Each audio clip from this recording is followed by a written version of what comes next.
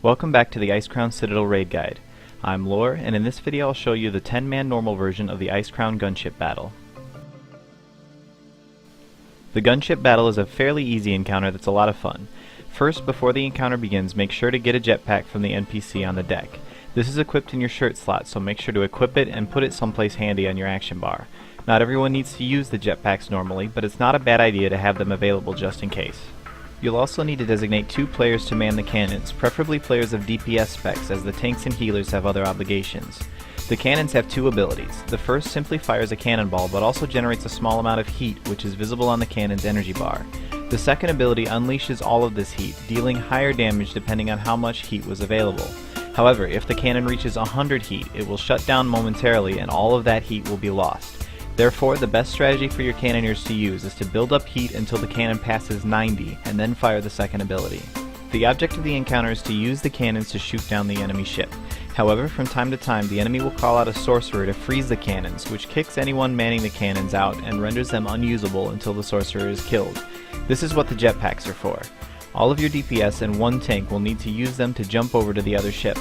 The tank will need to pick up the enemy leader and hold on to him while the DPS kills the sorcerer. The leader, who is Murd and Bronzebeard if you're a Horde player, and High Warlord Sourfang if you're Alliance, will gain a stacking buff as they continue to attack that steadily increases the amount of damage they deal.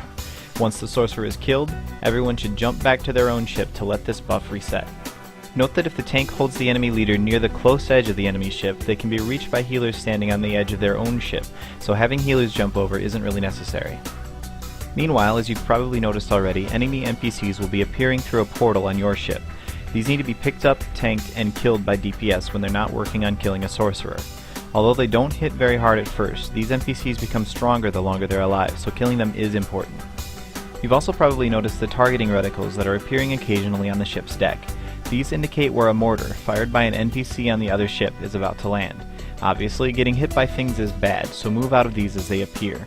You can kill the mortar teams on the far side of the enemy ship if you like, to stop them from firing. However, this means more time spent tanking the enemy leader, which means he's dealing more damage to the tank, and more mortar teams will come out anyway. We found it easiest to simply ignore them and just avoid the mortars on our own ship, but the option is there should you find yourselves being overrun by mortars.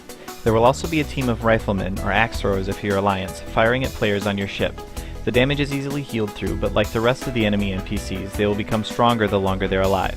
Fortunately, they take damage from cannon fire, so as long as your cannons are firing at an angle that will also hit the riflemen, they shouldn't be alive for long.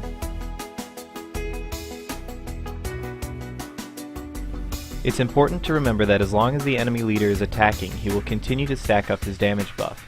Who or what he's attacking is ultimately unimportant. He also has a ranged attack that can reach to the other ship if a player is standing too close to the edge. Therefore, be very careful about using things like totems or temporary pets when on the other ship. Totems especially can keep the enemy leader in combat for quite some time, so if you're going to drop them while you're over there, be sure to recall them when you leave. Also make sure once you're back on your own boat that everyone moves away from the edge to make sure the enemy leader resets. Once you've got the basic rhythm of the fight down, it's really very simple. DPS alternates between killing enemies on your ship and sorcerers on the other. The 2 cannoneers simply fire at the enemy rifleman until the sorcerer comes out, jump over to help kill it, then get back into their cannon. 1 tank stays on your ship to keep the enemy NPCs under control, while the other jumps over to tank the enemy leader when needed. Aside from that, just stay away from the mortars and you should have no problems with this encounter.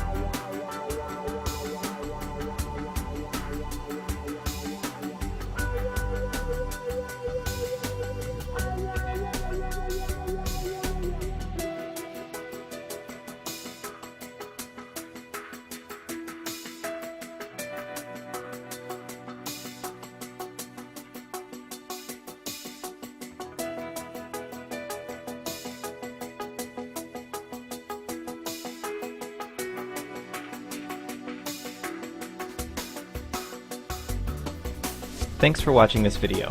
As always, if you'd like more information on this or any other encounter, including the 25-man version, just check the Project Marmot forums at TankSpot.com.